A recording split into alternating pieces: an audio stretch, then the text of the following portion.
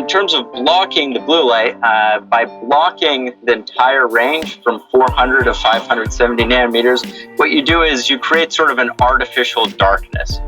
So to that cell, it might as well be nighttime, and that allows various processes to kick off. And the primary one that's really easy to think about is just melatonin, and getting melatonin secretion and making sure that you're going to then get enough melatonin, which is pretty important.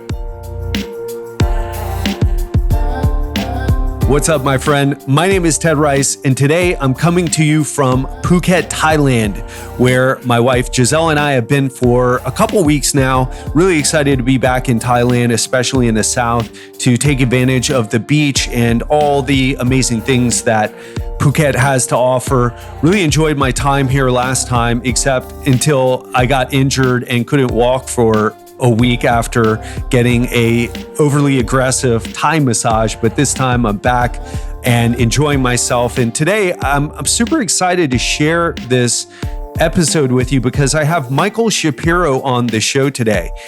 Michael Shapiro is the co-founder of Carbon Shade, which makes the best blue light blocking glasses on the market. But he's here to share with you so much more than just facts about his product, because we get into details about blue light and more. And before we jump into that and I share a little bit more about Michael, I just want to let you know, if you're new to the show and you're not sure what you've gotten yourself into, Legendary Life is a podcast that's all about upgrading your mind and your body. So if you're looking to make a breakthrough with your health and level up your life, you are in the right place. You're listening to the right show. And if you enjoy what you hear today, I want you to click that subscribe button. So every time one of my interviews or solo episodes goes live, you'll be the first to know.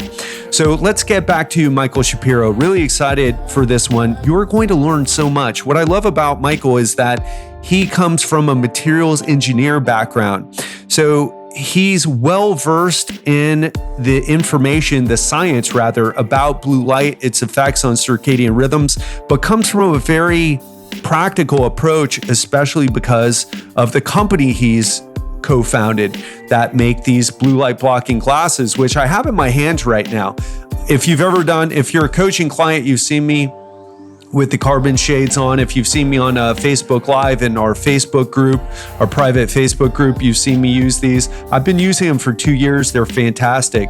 But what you're going to learn today is so much more than just about blue light blocking glasses. You're going to learn how to adjust blue light to get your circadian rhythms back on track to get the best sleep possible, and why you would even need something like Carbon Shade because of the type of environment that we're in. In other words, unless you're going to move to the jungle, you're going to have to make some changes to your environment, to the way you live your life, if you want to perform your best and feel your best and sleep your best and look your best.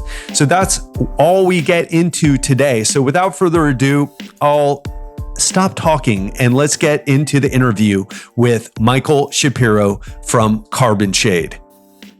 Michael Shapiro, thanks so much for coming by today and sharing your information about Carbon Shades and the blue light blocking power product. Yeah, thanks for having me on the show. Absolutely. And I'm so passionate about this product. I wore it last night. I wear it when I watch TV at night. I wear it when I do coaching calls at night. And we know that blue light at night, blue light's great during the day, but we know that blue light at night has all this power to disrupt our circadian rhythms. And I want to get into that and why what you do with Carbon Shade is so important and this product is so great. But before we get into that, can you talk a little bit about, give us the Reader's Digest version of your background and how you ended up working for a company that makes blue light blocking glasses? Yeah, so the company started a few years ago, and at the time I was sort of tinkering around with different low carb, high fat diets, trying to improve in just sort of ultra endurance. I was never really a serious athlete, but things that from an amateur level were sort of pushing the boundaries. So things where I'd go maybe 15 hours hiking in the mountains or mountain biking, things like that. And I realized I was hitting a wall with multi-day efforts. And I attributed that to the sort of fluctuations in energy from trying to maintain glucose levels. So I started getting into high fat. For a while, I struggled to really adapt to those high fat diets, and I started looking at what is really the bottleneck for that. And I realized sleep is actually a critical thing for diet. And so looking into sleep led me to blue light as the number one factor that I could control to try to improve that, and by doing that, then improve my diet. And so I just started using whatever was available at the time, because just in safety glasses, for lasers, whatever it is, there are a bunch of different tints that you can get, and some of them are going to be close to what you want to use in the evening. I just started with the basic UVEX that you can still get on Amazon, and those work pretty well. And because I was just trying to get the performance at all costs, I didn't mind wearing those, but I realized that wasn't something that most people would want to wear. So that's when we started figuring out how can we make a product that actually looks good. And the big jump that we figured out was not so much just putting it in a nicer frame that looks good, but the switch to red, which was something that no one was doing at the time. It used to be just orange lenses in the evening, yellow lenses that some people used in the daytime, but there were zero red blue blockers. So that's something that we developed. Yeah, and we're going to talk about why that's more important than the orange shade, the orange tint, and all that, and something that I'm really interested in personally in understanding this better. So I'm really excited to learn personally from you. Just to let people know, not only were you this person who had this endurance background and figured out through your own personal experience that you were hitting the wall with your performance as a result of not sleeping well. You are also a person who your background is in materials design. Is that what it is? Are you an engineer? Is that what your training is in? Yeah, so my background is materials science and engineering. And what I did my career was focused on the aerospace industry, looking at new ways of manufacturing carbon fiber composites. Yeah, very cool. We actually have quite a few engineers listening to the show. I don't know, maybe my nerdy analyticalness and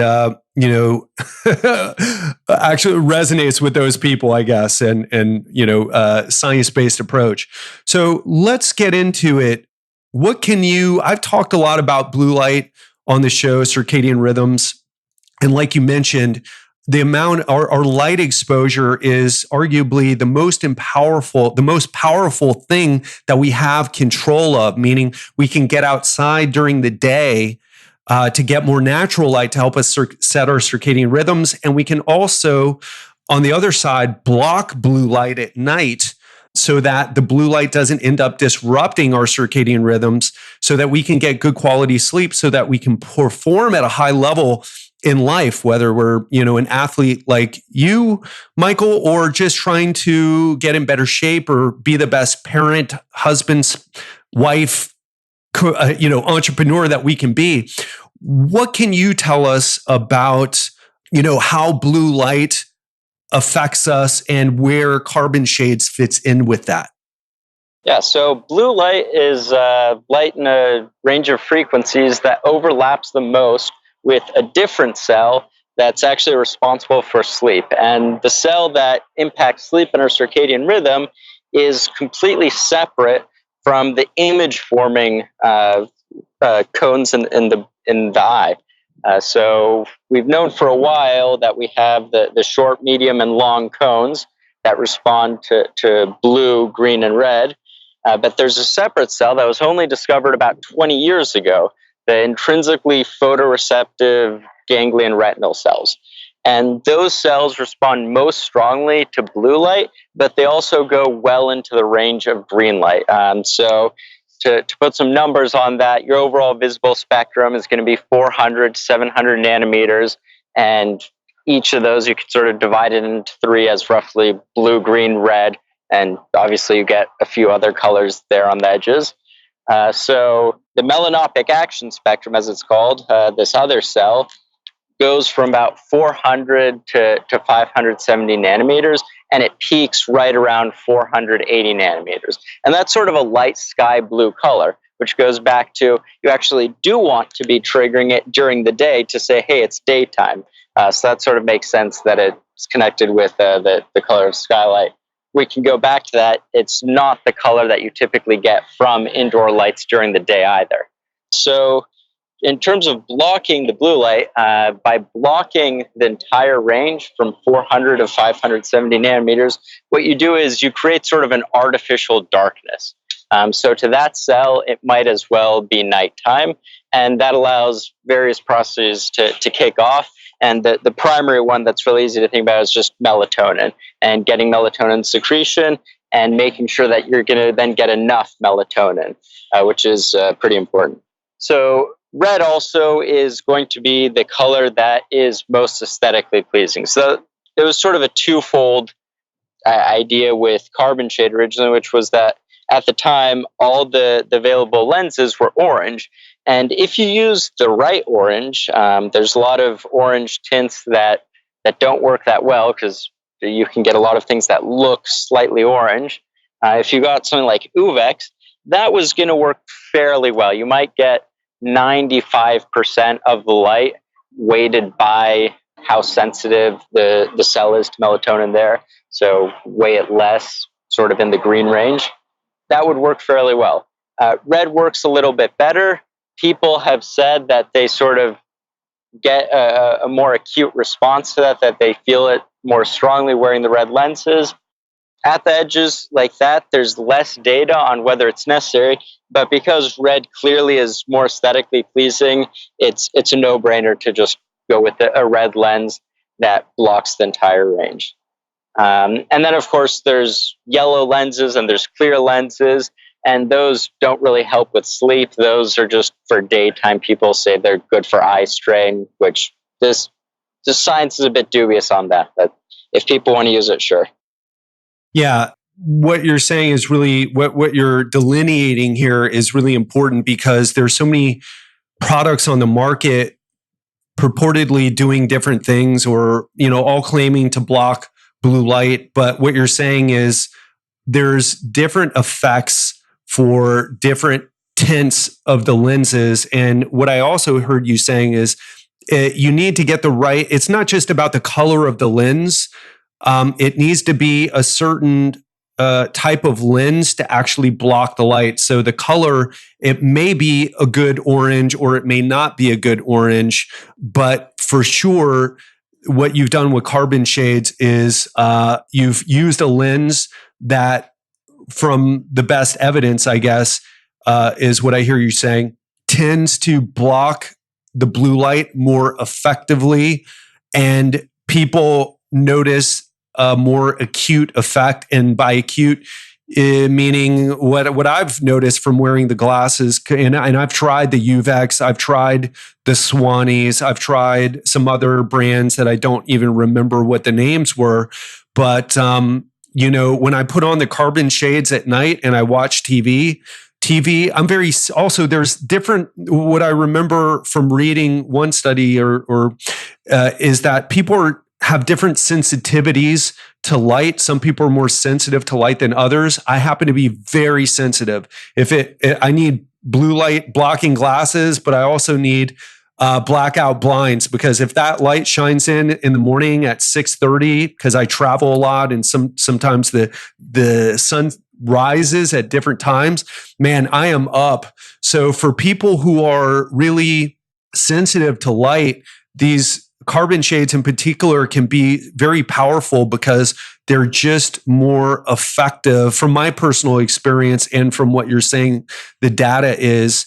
And very, very important.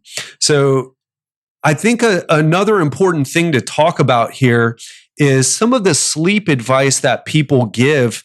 For example, and I used to say this initially before I got more clear and dialed in about what people actually need to do. But we used to tell people, hey, don't be on your phone at night. Don't be on your devices at night.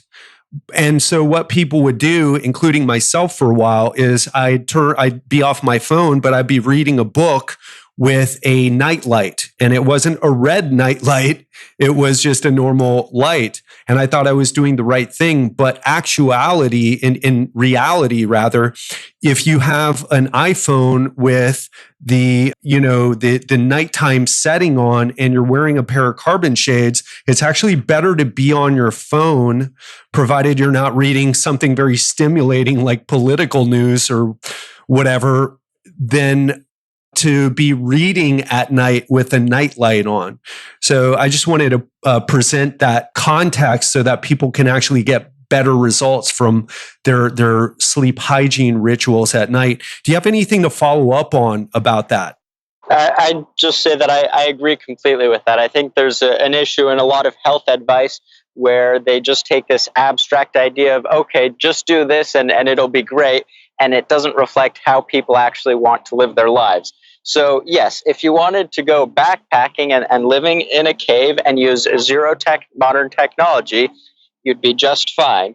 But the reality is people don't want to do that. So we need solutions for how people actually live their lives. Yeah, that's a fantastic point. And I actually got into a conversation with someone over Instagram when I talked about sleep. And I put up an infographic about sleep. And what we got into was this guy was saying, well, I do this and I do this other thing. And, I sleep for about 6 hours. And I feel that that's probably okay. And sort of the argument I made and things that I've learned from guys like Dan Party, a neuroscientist who specializes in sleep, Greg Potter, another guy with a PhD in circadian rhythms and sleep. Basically, if you're going to live a modern lifestyle, if you're going to be in the city or you're going to use, like you said, like modern, if you're going to use technology, if you're going to turn on the lights when you get home to create that second daytime, you're just going to be at a disadvantage in terms of health, specifically your sleep quality. So there's just going to be steps that you have to take if you want to optimize your sleep, or you're going to be suffering from the consequences of that lifestyle. And like you said, I even had someone, Michael, who he's a functional medicine doctor. He moved to Costa Rica and lives in the jungle. But not all of us are going to do that. In fact, the vast majority is not going to do that, right? There's probably nobody even listening right now, the thousands and thousands of people who are listening, who's going to do that. So we need to come up with these solutions to make sure that we get the best quality sleep that we can in spite of our modern lifestyles. So yeah, I'm a huge fan of carbon shades. Michael, can you talk a little bit about, you were talking about the different versions of blue light blocking glasses, and you were mentioning the lenses, which is important. But one thing that I found with carbon shade in particular is that the way it wraps around my eyes, it blocks out more of the light that can creep in behind the frames. Was that on purpose, or, can you talk about that? Yeah, absolutely. So the first thing that we started looking at when we realized we need to take frames that people use as regular eyewear. So looking at what sort of sunglasses do people like to use instead of something that comes out of lab safety eyewear that's engineered around blocking projectiles.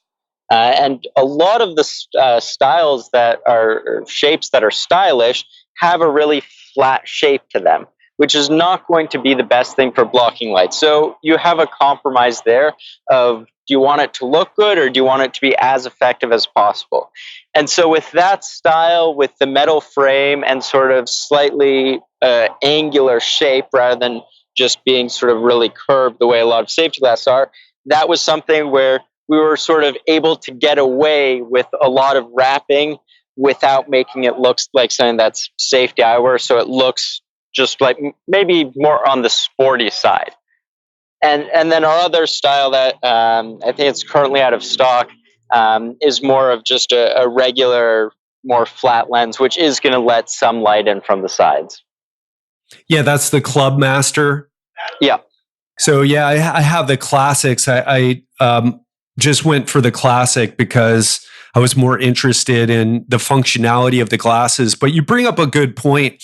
For those of you listening right now, you really have to make a choice about like what you want. And so if you want to prioritize effectiveness over, say, style or, whatever you might do, just always keep that in mind, not just with blue light blocking glasses, but with everything that you choose to do. And for me, I'm all about getting the biggest return on investment for my time, for my money. So that's why I really am passionate about the Carbon Shade Classics. So I think another thing could be cool to talk about, because in the biohacker community, you'll see these dudes wearing blue light blocking glasses, and it is mostly men or guys wearing blue light blocking glasses during the day. Can you talk about the proper way to utilize blue light blocking glasses for optimal sleep? So for daytime, you're saying? Or just in general? I'm not sure. You were saying that people wear glasses in the day, but then you're asked about how to wear them for sleep. So I don't see daytime glasses as playing any role in sleep. That's kind of exactly what I'm asking you to, if you could just talk about when to wear them, why that's not a good idea. Yeah. So what you want to do is essentially create contrast for the brain between daytime and nighttime through light. So bright light during the day and having that light not there at night. It's like action spectrum at night is what you want to do with the red glasses, but blocking blue light during the day isn't really contributing. If anything, it could actually make things worse from a sleep perspective. Yeah, that's exactly what I was hoping to hear about. I will ask this though, like, is there any validity at all from what you've read or who you've, the experts that you've consulted about, blocking some of the fluorescent light for maybe an office worker? Is there any sort of anything there that might be important to sleep rhythms, or should we just accept that as the best light source that we have if we can't get outside and get natural light? I think it can be improved quite a bit over fluorescent lights and monitors, but I don't think that the way people use daytime blue blockers is necessarily an optimal solution. So a lot of times people talk about headaches and eye strain. The science supporting that is far weaker than the science supporting sleep, but if people do it and they don't block too much light, doesn't seem like too much of an issue. It would really become problematic if it's really a darker yellow or an orange lens, because once you start blocking past sort of the violet into really the middle of blue, past 440, past 450, then you're really reducing the cumulative signal of daytime you get from the light. And so a fluorescent light or a computer monitor is not necessarily the best source of light, or even LED lighting. And there's a really big issue with how LED lights work, which is an LED has a peak at around 140 nanometers, and it uses phosphors to get a broader spectrum. But that peak doesn't really move around much in just about any LED light, which it's probably less bothersome to most people than fluorescent, which has more intense spikes and flickers many times. But the thing with 440 is, if someone is sensitive and thinks they're getting eye strain or a headache because of light, having more light at 440 versus a sky lighter blue that's close to a 480, that makes things worse. And it also doesn't trigger wakefulness as well. So really the solution, rather than cutting out light and saying, and really being in darkness, if you look at the relative brightness when you're indoor versus outdoor, and we can talk about sort of the lux values there, it's really not a great solution. So I think there is room to have ints that are better. If you look at seasonal affective disorder lights today, they have the exact same problem. That they use this blue LED at 440 nanometers. And the big reason for that is that's the most energy efficient LED. And when all this stuff was being developed, 99% of people decided that that was what they were going to prioritize, and no one even considered that there are significant biological effects of the light. Wow, that's fascinating. And is there any, I mean, of course, this is not your area of expertise, but I'm just curious if you have somebody to share here. Is there a better light on the market out there for seasonal affective disorder that is in the proper spectrum? I don't really think it exists right now. In terms of a light that's for that purpose, you can sort of patch together different things, find certain light bulbs, Sora light bulbs. In particular, that's I know one of the founders of that company, and what they did is instead of a blue LED, it's a violet LED. And so the guy who invented that LED, he was actually an advisor to a startup that I was working with earlier on the aerospace composite side. So I got sort of a close look into how that works. And what that allows you to do is it smooths over that longer blue range. So you get a lot of light in the 450 to 500 nanometer range. And the big problem, I guess, if you look at a consumer lighting product, is that they're looking at something called CRI, Color Rendering Index. And so people look at that and think, oh, this light has a very high color rendering index, so I must be fine. The problem is the color rendering index just sort of tells you how accurately the light is going to represent a certain color, certain spectrum. So if you don't have enough of a certain signal in terms of getting your red, green, and blue, you're not going to have a high CRI. But as I mentioned before, the cell that controls sleep is separate from image forming. So it's independent, whether it's a high quality color from how the color appears versus how it affects sleep. And the reason for that is something called metamerism, which is that you can get the exact same color with a completely different spectrum. In fact, any color has infinite spectral combinations that can generate it. So you can imagine sort of different spikes on the spectrum of visible light, and it's just how much are you triggering each color receptor? And there's only 3 of them. It's only 3 dimensions of information we get about color, but color, the wavelengths can be arbitrary. So we have to sort of reconcile that's 2 separate things, and no one's really putting them together. So that's something I am trying to work on a little bit, looking at can we make a light that really is built around being an optimal health product. So getting something that is as close to being outside as possible. Yeah, that's super interesting and something that I learned. And I just want to reiterate for the benefit of people listening. So what you just said was you can have different colors of, say, red or orange, but the actual spectrum of light that it's made up of can be very different. So you can't just, in other words, you can't just rely on the color of the light bulbs that you're using. If we're talking about having a seasonal affective light, you can't just rely on, well, the light looks blue or the light looks red, so the red light doesn't disrupt my circadian rhythms, or the blue light is going to disrupt my circadian rhythms. It's really about the spectrum and how, which is a separate thing, and how that spectrum of light influences that specific photoreceptor in your eye that is different from the cells in your eye that detect the color.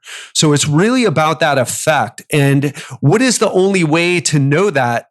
You need to test that, wouldn't you, Michael? So it's not something you can just look at. It needs to be tested and maybe presented on like the product or something as like, hey, we tested the spectrum and here, this is what it is. Did I understand you correctly? Yep, exactly. And if you look into any consumer product, you're not going to get that sort of information. So there are no products. They just don't, because I haven't messed around with lighting all there that might be much. that put the spectrum, but it's typically seen as sort of too much information. People don't provide it. And that's the same thing with the glasses. One of the things that really bothered me was that before carbon shade, you couldn't get really glasses that told you exactly how much light they were blocking. So we were very precise about it, which is 99.8% of the light across the entire melanopic action spectrum is the average light that's being blocked. And sometimes we exceed that, but that's our minimum.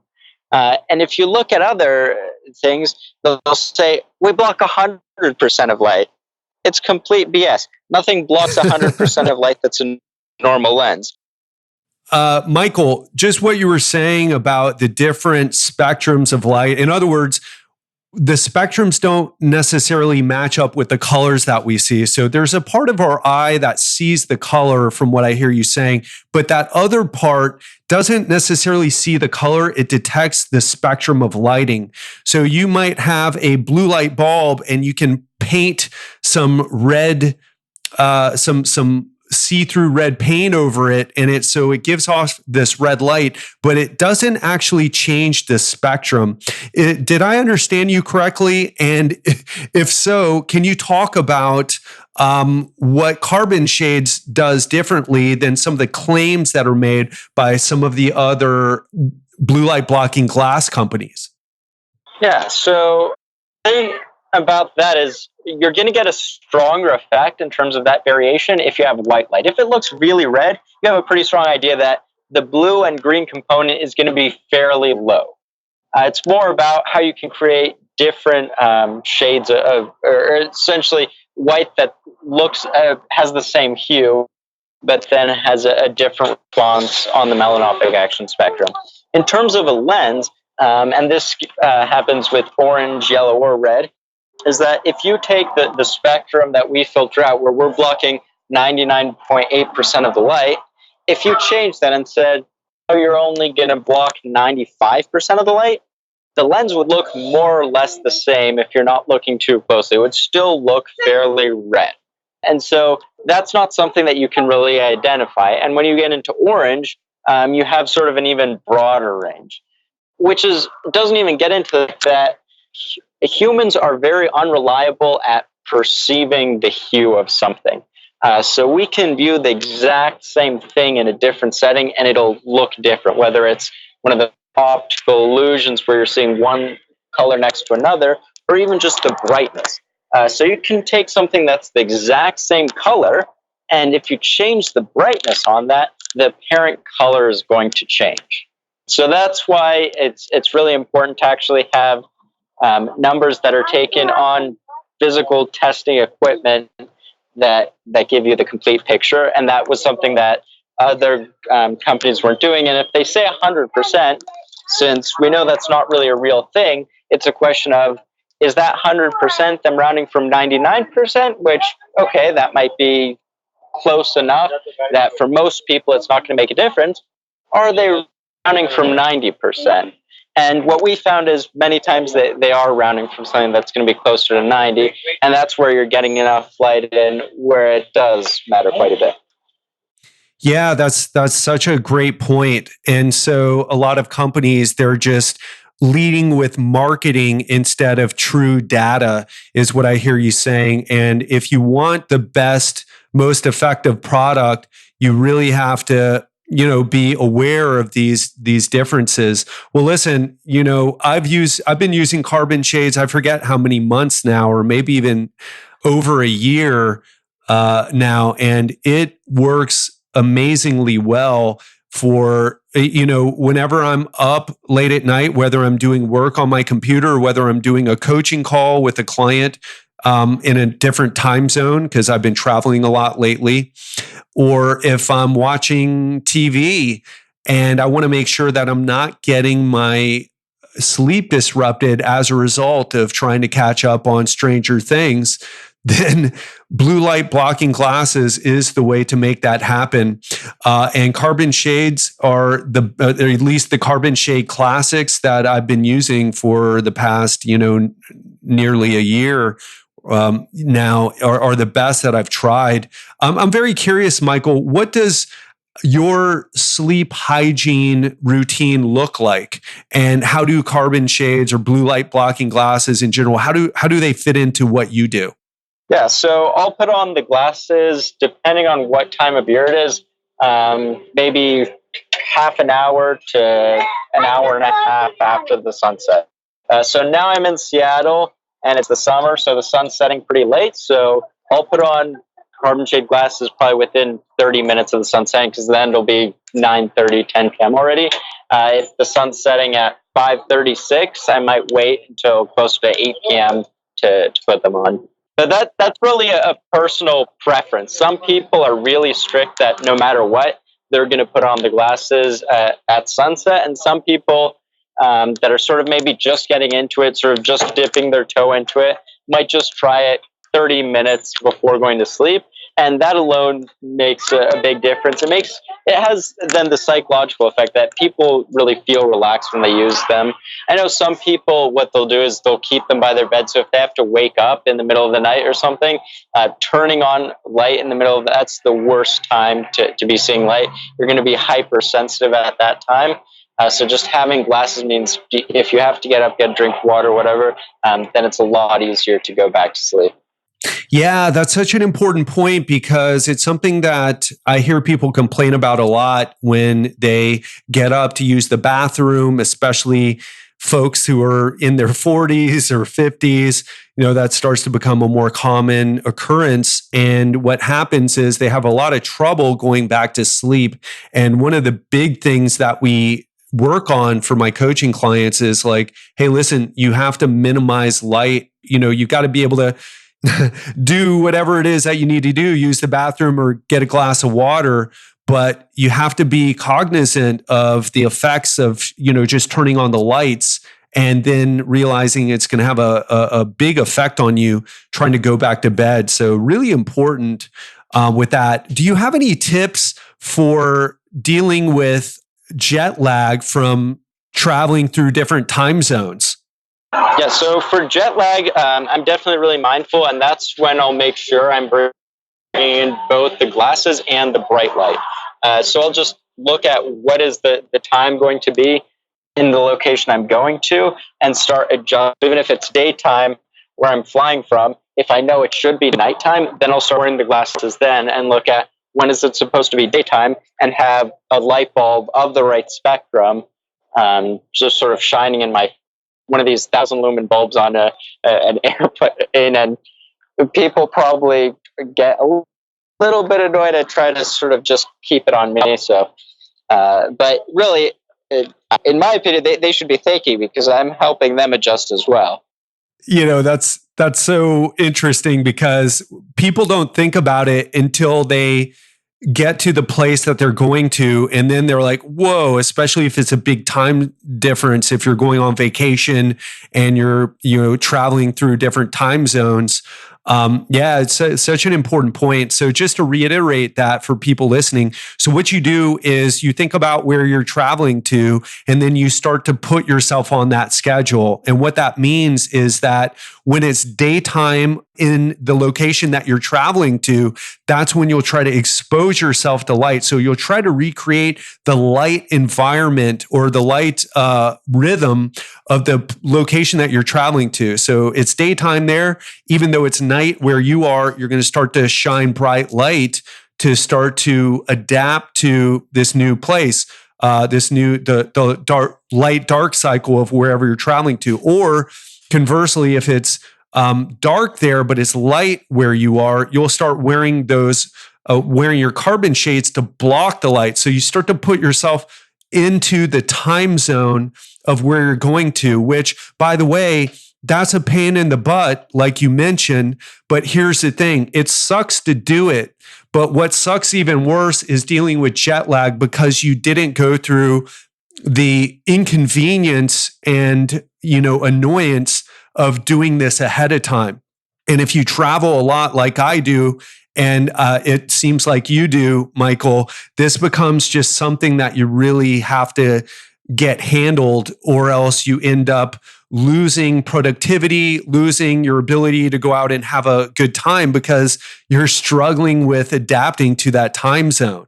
Yeah, absolutely. And the since we didn't touch that much on what light does, at a basic level, light during the day makes you less sensitive to light at night. So if you're in an office all day and then you're not wearing any blue blockers at night, the amount that light is going to impact you is far higher than if you were at the beach, if you were outside all day, and then you get a little bit of light in the evening.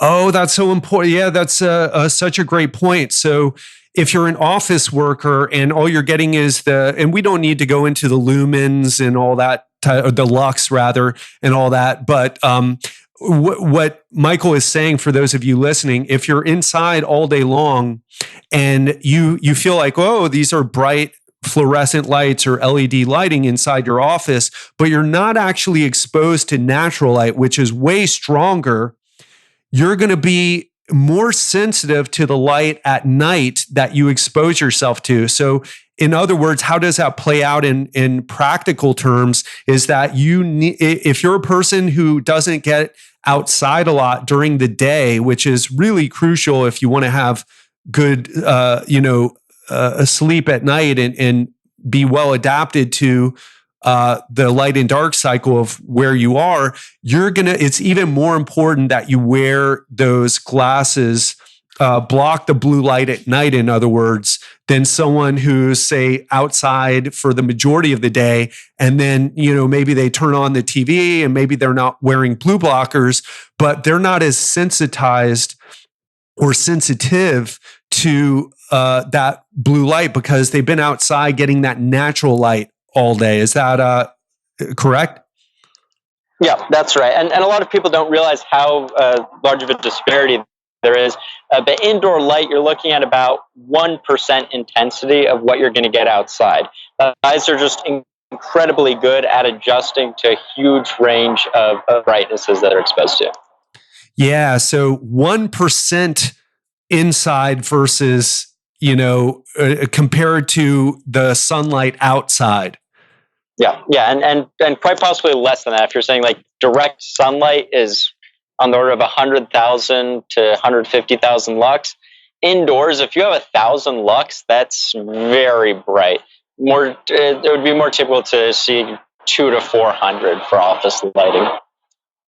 Wow. So if you're an office worker and you're suffering from problems with sleep at night, what you really need to focus on is getting outside as much as possible so that you get that natural light exposure during the day as much as you can, maybe taking a walk outside or eating your lunch outside, at least trying to get an hour of sun exposure or natural light exposure outside versus staying inside all the time.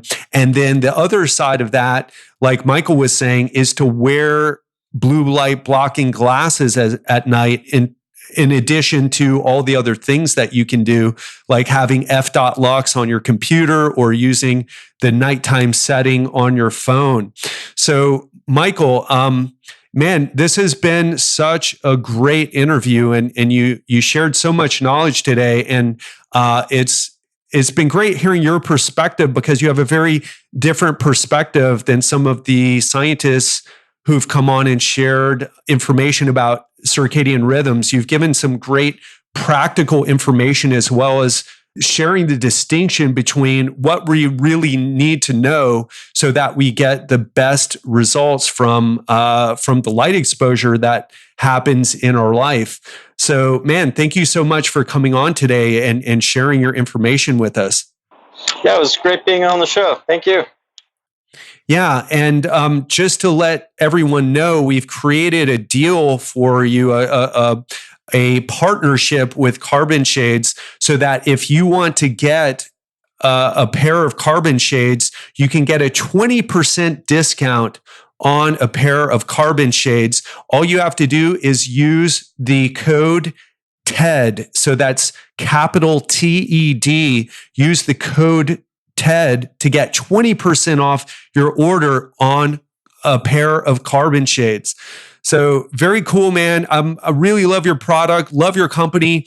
So Michael, the last question is just, I'm curious, what do you see as the future of carbon shades and how you're going to continue to help people with, this light exposure that we have in our modern environments? Yeah, so there's a few things we're working on. If you look sort of at the history of carbon shade, years ago was the first company to develop these Redmond blue blockers, and we sort of went on a hiatus for a couple years, where the business sort of was plateauing, just sort of shut down. And that was really when I was working on this other business I mentioned. I was doing aerospace composites, carbon fiber 3D printing, developing that. And so in that time is where all the other red lens blockers emerged. So it took them 2 or 3 years to get to where we were. And so now they've sort of caught up, not quite.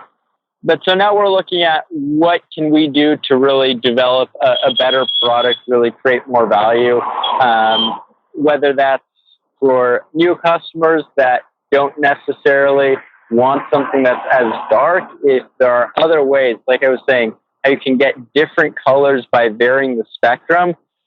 People have only sort of shifted things in one dimension, but there's some clever optical things that we might be able to do to have sort of an intermediary solution for people maybe who aren't as light sensitive or want something in the first few hours and then only want the darkest red in the last 30 minutes before going to sleep. So there's some interesting opportunities there, and we are trying to develop those optics now. And the other thing is just making the product better. So looking at how can we make higher end frames, higher end lenses.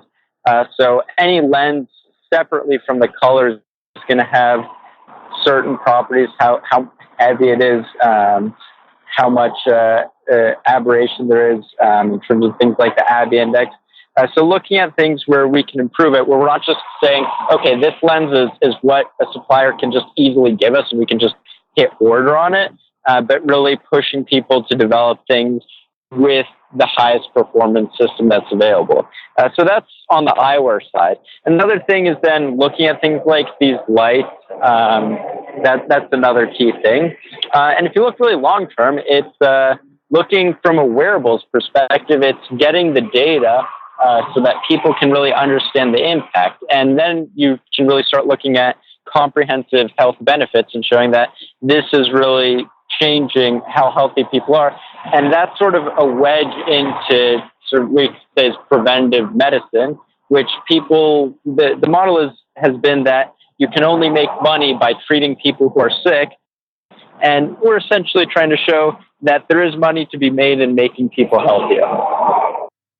Wow, I love that. I did not know all the details that you just shared, but that's fantastic. And absolutely, man. I mean, that's part of what we're passionate about too here at Legendary Life is helping people, prevent these things. I mean, the average, a severe heart attack costs $1 million to deal with in the US. And even if you have insurance to help with that, it's still going to be a high annual expense, not even taking into consideration the effect on quality of life and your, life expectancy. So we're passionate about that as well. And just couldn't be happier to be partnered with you and what you're about. And man, thanks so much for coming on the show today, sharing your time, sharing your wisdom. Where would you like people to connect with Carbon Shades? Yeah, so we're pretty active on social media. I mean, on our website, carbonshade.com, people can sign up for our newsletter. We'll share different things there. Twitter, I'd say, is where we have more of the science focus. Instagram, we're building out that content. So if people really want to see what it looks like, what the lifestyle is like, getting more of the visuals. And then, of course, we're also on Facebook. So and so we're pretty active. Excellent. I'll have all those links up in the show notes for this episode. And again, Michael, it's just a pleasure connecting with you and being partnered with you for this discount for the listeners of Legendary Life so they can get that 20% off on these what I feel are the best blue light blocking glasses on the market. So again, thank you so much. And man, let's do this again soon. Yeah, absolutely. That wraps up another episode of the Legendary Light Podcast. I hope you enjoyed that interview as much as I did. I know you learned a lot about blue light and circadian rhythms, and I love Michael's approach, his perspective, his coming from an engineering background rather than some of the more medical or scientific or science. I hesitate to use science-based, but more medical type of backgrounds. So I learned a lot today, and could you tell that I was asking questions about how to use the glasses so that I could use them better myself? Could you tell that during the interview? Well, that's what was going on. Anyway, something really cool. We've created a special opportunity for Legendary Life listeners. We partnered up with Carbon Shade to get you 20% off Carbon Shade glasses. If you don't have these are the best blue light blocking glasses on the market. I've been using them for 2 years. If you know me, you know that I don't mess around and partner up with companies that I don't believe in or recommend products that I don't personally use or don't believe in. And these are awesome. And I've traveled all around the world with these. I've had them since I was in Miami. And I'll tell you, I'm surprised that I usually break glasses. In fact, the sunglasses I broke, that I brought with me are broken, but these managed to have stayed intact. I'm looking at them right now, and I use them every single night. I put them on. Now I'm going to try putting them on a little bit earlier. But if you want to try a pair, and if you're struggling with sleep, or if you're someone like me who's on the computer late, doing work late, doing coaching calls, lights are on, and it ends up affecting you like it does me, then you gotta try a pair of these glasses, the red tinted glasses. It blocks out light. It's just, I've tried the Swannies, I've tried the UVEX. These are superior. And what you do, you go to carbonshade.com, you type in the code TED, that's capital TED, and you'll get 20% off, and you can give them a try yourself. They're just fantastic. They're made well. And Michael says they look good too. I'd have to agree with that. It's not something I'd probably wear out and about, but I'll tell you, they wrap around your eyes, they block out the light, and they make it so much easier to go to bed after a Netflix binge or a late night on your computer or something like that. So hope you enjoyed today. If you want a pair, go to carbonshade.com, type in that code TED for 20% off, and I hope you have an amazing week. Talk to you soon.